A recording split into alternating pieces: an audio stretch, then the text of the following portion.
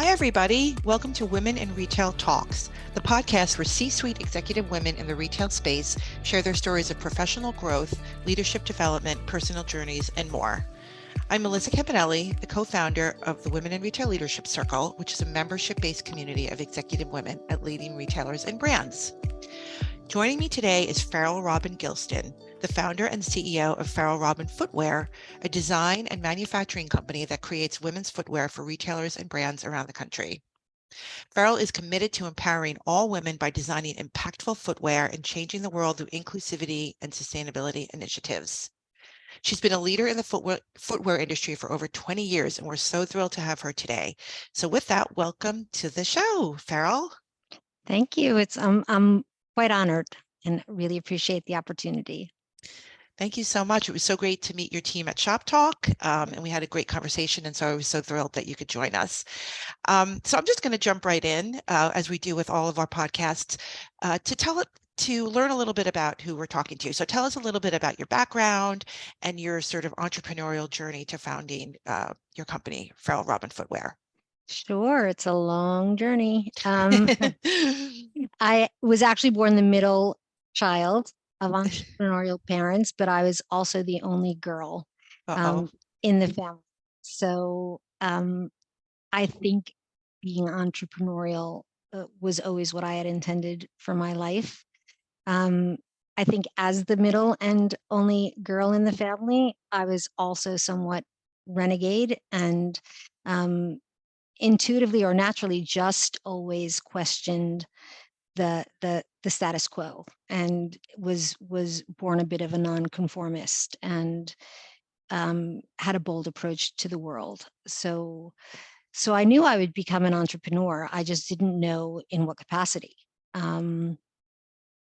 When I was 16 years old, I grew up in New York City, and I was wanted to make some personal spending money, for lack of a better way to put it. And I walked home from high school and stopped in every store between school and my home, and was hired by Kenneth Cole Footwear, which was at that time this really cool footwear store on the Upper West Side. And it felt like home. Like from the day that I walked into the store, it just felt like home to me, that I was passionate about the footwear. I was intuitively good at, and I think probably because I have a high sensitivity to women and what they wanted and their needs, and I became incredibly passionate about the industry. I sent in a late application to FIT, and I never left the industry. I did probably a month of being a horrible server at a restaurant on the Upper West Side, but other than that, I really never left the industry. And I spent about 20 years doing everything that I possibly could and learning as much as I possibly could about design and production and footwear and how to make a collection. And I was a buyer, and I was the worst customer service representative Aerosols has probably ever had. And I, moved to Italy to learn how to pattern make with the artisans in Italy, and really did just about anything that you could possibly do in the footwear industry. And it was gritty and it took a long time, but I loved every aspect of it. And in 2000, there was a white space in the world of footwear, and that was when I felt ready or capable of actually starting my own company. So I'm a bit older, but if you could think back to that time period, there really was only 3 alternatives for footwear for women, with the hundreds of companies that were producing shoes. And that was high-end luxury designer footwear that you can find in major department stores that were very costly. It was brown, conventional, uninspired design that corporate American men had deemed what corporate American women should be wearing. And there was junior footwear that really we had been wearing throughout our teens, and now our younger siblings were wearing. And there was nothing creative in between.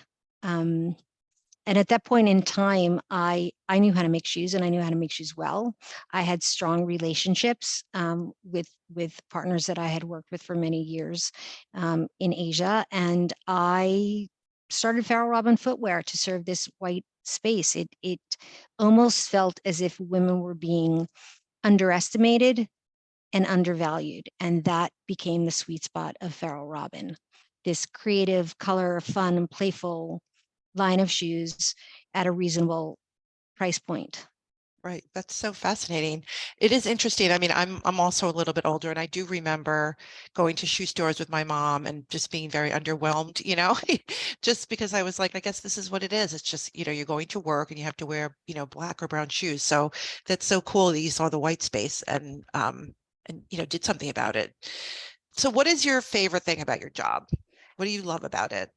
Oh God, I love everything about my job. I really, it is almost as if it was divine intervention that is the store that I walked in that day, because 30 years later, I still love everything about footwear and empowering women with the use of fashion. But I think what I love most about my job today is that I can honor the curiosity that I've always had. Like, I am, one of those people who will go down the rabbit hole of something that interests them and just constantly ask questions about how and why things are the way they are. And I have given myself permission to honor that and to think creatively and be maverick and to put things together that historically weren't done as a means to make things better, and to really support the desire that I have to change the industry and to do things better in a surprising way. And that is the job that I have today, is to shake up the system and just make it better for everybody.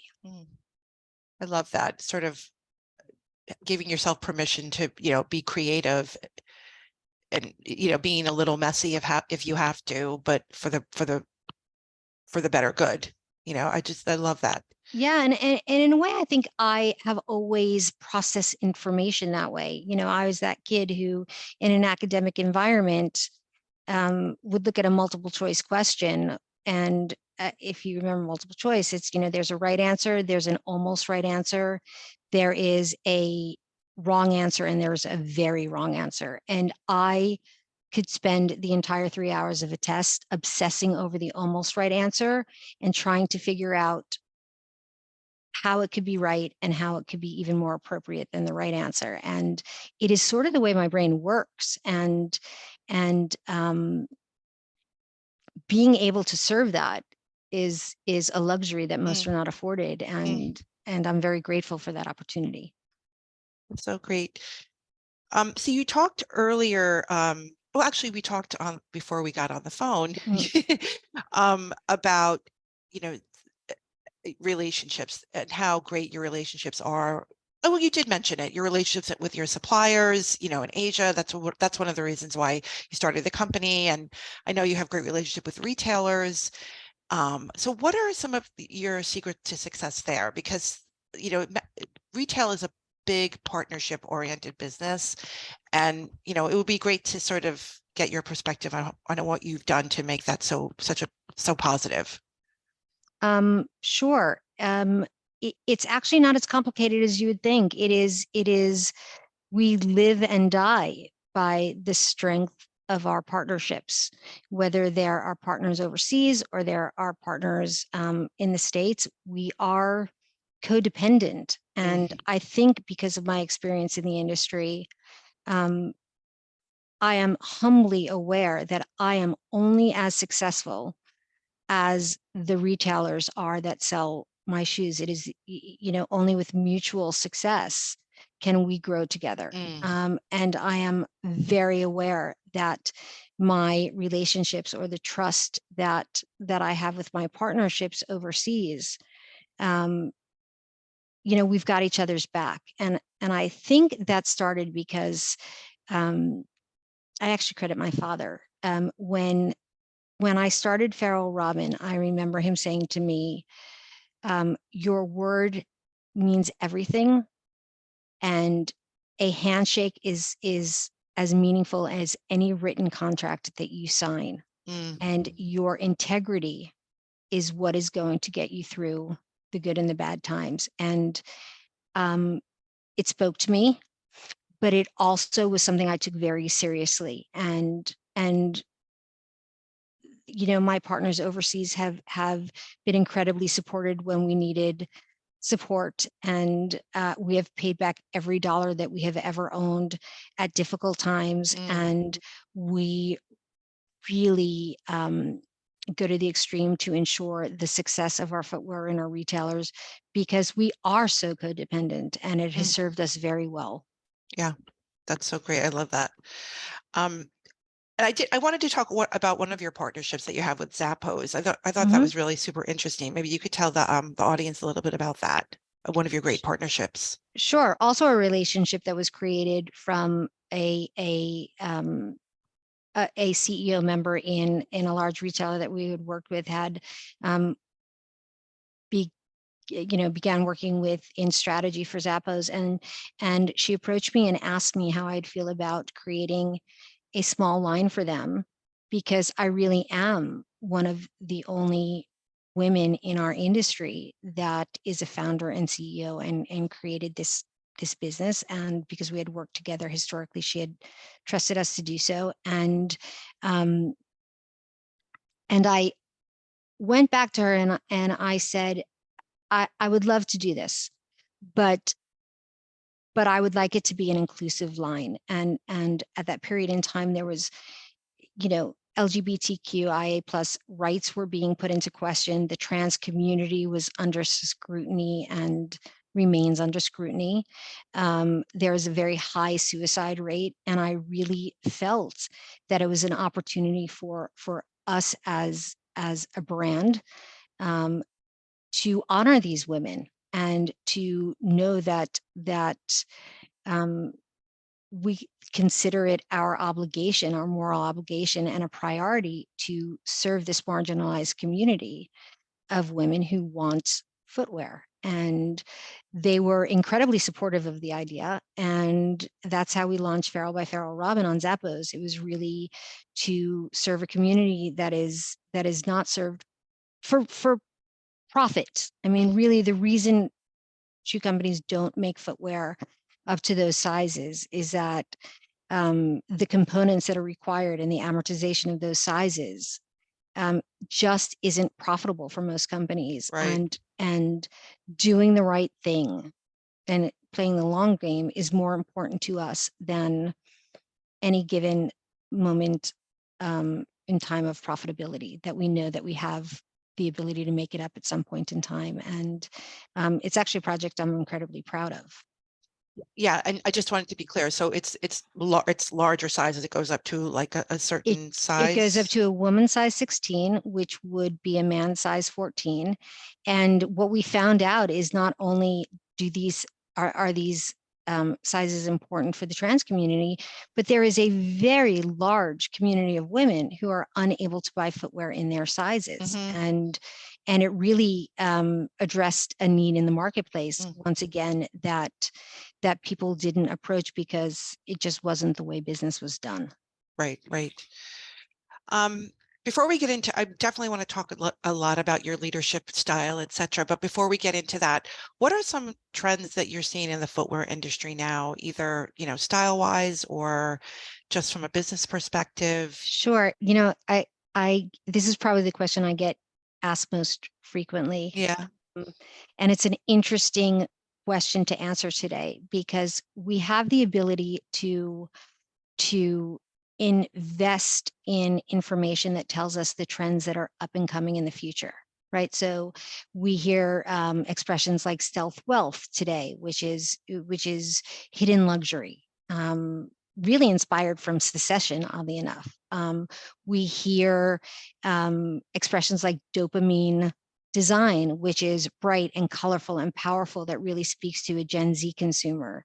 There is the renewed commitment to comfort, and they're all important. The way we as an organization approach trends is, I think, different than the way most do. And that is, again, because I am a firm believer in due diligence. I am somewhat obsessed with consumer behavior. I find it fascinating. If I didn't make shoes, I would probably want to be in the world of, psychology or psychiatry. And the way consumers consume is really insightful to me. We all live in the same world. We are all watching the same news, more or less. We are all hooked on Instagram and other forms of social media. But the way we process this information is very differently. A millennial consumer will look at a trend very differently than the way a Gen Z consumer will. Same trend, different end use, different statement that they want to make to the world. And we think it's really important to not just understand the consumer and to know the trends that are coming down the pike, but to also understand where each of these consumers are on the trend curve. We work with retailers that are influencers and early adopters. We work with retailers that have a consumer base that wants to see how a trend is interpreted before they are ready to commit to it.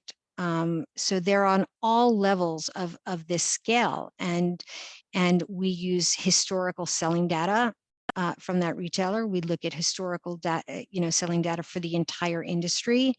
We look at real-time information and hashtag searches, and we even have the ability to actually test product with a specific retailer's consumer prior to ever introducing it to that retailer. The amount of future trend and the data that we use, the analytical data that we use, is really a nuanced experience for each consumer. We use that information to customize footwear for the end consumer, with the goal to get it right and make her feel like the prettiest girl at the prom. So we can hear Barbie core, but how many women are buying a neutral pink versus a high pink? What do women want to say with that? I want to be more feminine, or I'm making a statement. And these nuances have a great impact on the end product. So as important as trends are, and they are, we also live in a world where there's a bit of anything goes. Like, there are no rules anymore, and we get to be originals and independent, or we get to buy something that feeds our soul differently. Wow, that is a great answer. So it's not about trends. It's about some ways personalizing, customizing, finding what's right for your customer, and then following through, as opposed to just sort of fads and stuff. It's definitely about trends, Right. but how we apply those trends is different for, for instance, we work with a retailer that we're creating a line for, and it happens to be a larger retailer, and the opportunity to bring this sort of French stealth wealth classic return is so hugely opportunistic, because it is not a scary trend. It is stuff that we have been living with and seeing for years and years and years, that sort of fell out of trend for a long time. So now that it's returning, it is not scary. It is easy to interpret it. It is easy to make it work for our wardrobes. It is easy to adopt. Adapted. And Right. that's correct. Yeah. It's almost nostalgic in the way it feels. So it will really cater to a high return on investment in this particular trend versus another trend that may cater to a bold Gen Z consumer that they have a smaller base of. Yeah. And unless they want to grow that piece of the business. So what percentages of each do we apply and why? And it's really fun to challenge ourselves as a group to battle that out. I mean, the truth of the matter is the designers are going to come back from Europe and be inspired by what's new and fresh, and a sales force is going to want to capitalize on historical sales, and the perfect location is actually somewhere right in between, and we get to throw down, get in the ring with each other, and come up with what the best product for any given retailer would be. Perfect. I love that description. And that is so relevant in so many businesses, sort of the creative and the business side having to work together to come up with something that's something that people want to buy, so it's really cool. It's our ability to challenge ourselves in a world where most companies don't have that luxury, and we really get to do it. Yeah. So talking about your company a little bit, how would you describe your leadership style, and how do you motivate your team? How do you keep them excited to work for you? I would describe my leadership style as very female, and I think that that actually makes us very different from most other footwear companies. There is this understanding of the challenges in the world. I mean, listen, I had to nurse both of my kids at trade shows when they were 3 months old, and I would never want or expect any other woman within the Faryl Robin organization do so. So I think very early on, I committed to, and have great, leaders in the company who also agree that people over profitability is the way we are going to run our business, and that making sure they have a healthy life, making sure that our space is always safe when somebody has a bad day or is going through a difficult situation.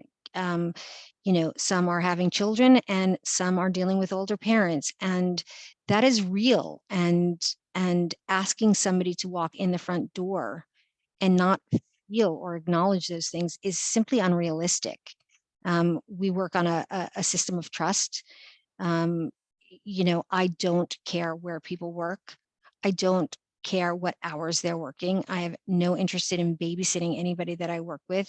They were hired because they bring something to the table. They are hired because they're smart, that they're passionate about the work. And as long as it gets done when it gets done the way it should be done, then that's awesome. We've always worked virtually in a way. About 20 years ago, when somebody had a child, the conversation is, let us know when you want to come back. Let us know where you want your computer, at home or in the office, and do what feels right to you. The assumption that child care should have an implication on the success or the career of a woman never made sense to me. And I know from experience that if anything, women work harder, regardless of where they are when they have children. And we live in a world where women are still punished for caregiving, and that societal norms state that women actually are still the parent that will caregive. So we have a very diligent paternity. Not that we have many single men in the company right now, but when we do, paternity leave is incredibly important to us. And it's important to me because I also know, as a working mother, that those 3, 6, 9 months that a woman is on leave with a newborn is when sort of the habits of the next 30 years begin. Who calls a doctor? Who changes a diaper? Who comes home from work to take care of the children, and it becomes inequitable or unequitable very quickly. And we need to address those things. So people will always come before profit. Their happiness is important to us. Them being challenged and seeing a future and knowing that there's growth opportunities is important to us, because we truly believe that with happy coworkers, that we will be more profitable. And the more somebody enjoys their job and the more they're committed to it, the better the result. And that has worked for us. That's so powerful. It's so good to hear that you think like that. That's so awesome. Um, I'm going to jump ahead. I know that you've worked with many organizations and nonprofits. I know that you're very passionate, obviously, about women and sort of building women up. Can you talk about some initiatives that you're especially proud of, either with a nonprofit that you might be working with or something that you've done around the women's space? I know that's a big part of your DNA and the company's DNA, so I wanted to address it. It is. Being able to say thank you and give back to the world is important to us. It feels good, frankly. It makes my soul smile. We work with a lot of different organizations. Just to throw, to name a few, we work with the Hedrick Martin Foundation, HMI, that creates a safe haven for the LGBTQIA plus community in New York City. They offer counseling and community and life-saving programs for at-risk youth and meals and mentoring. And we want to acknowledge this marginalized community that needs support today. And we're committed to being a safe space to the best of our ability. We work with women's organizations like New Women New York, that is a program that helps immigrant women learn the job landscape in New York. And we have, it's an entire company commitment. We welcome these women into the office and have mock interviews and talk about our roles and offer guidance or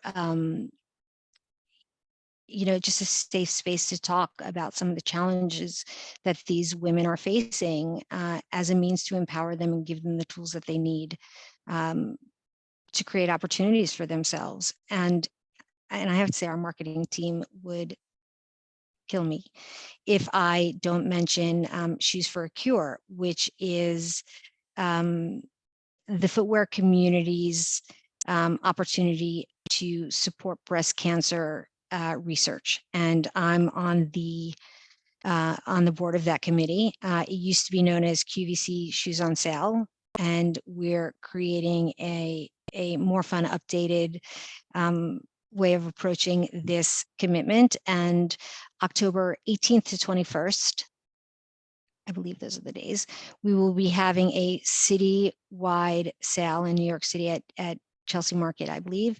And all the proceeds would go to breast cancer awareness. Like I am still confused and horrified at the rate at which breast cancer is becoming an issue. And I am at an age where it is really affecting the women around me. And it's important for us to invest in a cure that is supportive of women. So we work with a plethora of different organizations, but those are just a few to give you an example. Wow. Those are great. It's so diverse. I mean, you're helping the LGBTQ community, women's, breast cancer. It's great that it's such a big part of your company. Yeah. So I just have one last question. Is I'm running out of time a little, but I read a quote somewhere that you said well-crafted footwear can boost a woman's confidence. So can you just tell me a little bit about why you think that and your sort of thoughts or philosophy around that? Sure. I think that was one of the most empowering learnings that I've had in the footwear industry, and it started very early in my career. And when I was selling shoes retail at Kenneth Cole, even at the age of 16, it was incredibly apparent that footwear had the ability to change a woman's entire emotion, that they felt pretty, they felt empowered, they felt bold, they changed their posture, their face expression changed, and it was a tool for empowerment. And that was really exciting for me, to watch and to witness and acknowledge. And the truth of the matter is, women have been trained to armor up. Like, unfortunately, the reality is we wake up every day and we sort of armor up. What conflict or what challenges are we going to have, or how am I going to present myself in a room of male executives? You know, am I brave enough to speak? Am I brave enough to share my opinions? And if something like a pair of shoes allows me to walk into that room and say, bring it on, then by all means, that's what I want to do for all women. And I know from experience, you are going to 30-year, high school reunion, and you want to look good. And the way you dress and put yourself together is incredibly important as it relates to how you feel when you enter into the room. And I love that. And I love the ability to empower women, with the use of the footwear that I'm so passionate about. Love that so much. I know what you mean. I could just picture, going into sitting there as a child, again, talking about the shoe stores, just watching women try on shoes and how they felt so good about themselves, looking at their feet and the mirrors below and stuff. So sure. And it starts when we're kids. Like, I right. remember, having, one of the first pairs of Adidas high tops. Mm-hmm. They were top 10 white on whites. I'll never forget. Like, I was still in high school, and it made me feel like an influencer within a community that I may or may not have been in. It Right. empowered me to use my voice, and that's a powerful opportunity and responsibility to have. Yeah, that's and amazing. it goes back to, with great power comes great Great responsibility. responsibility. And it's personal for me. Like, I truly get excited when we support a marginalized community. I truly get excited when we create a shoe for $19 that will not leave a blister on the heel of a woman who, has to work 12 hours on her feet to feed her children. Like, I bow down to those women, and I will do whatever I can to make them feel awesome. Right. Yeah. Amazing. Well, unfortunately, because I could talk to you all day, Faryl, I think that's all we have time for today. But thank you so much for your time. We really appreciate you stopping by Women in Retail Talks, and hopefully we will see you again soon. We will definitely see each other soon. I can't wait to see you again, and thank you for all that you do. I truly appreciate it.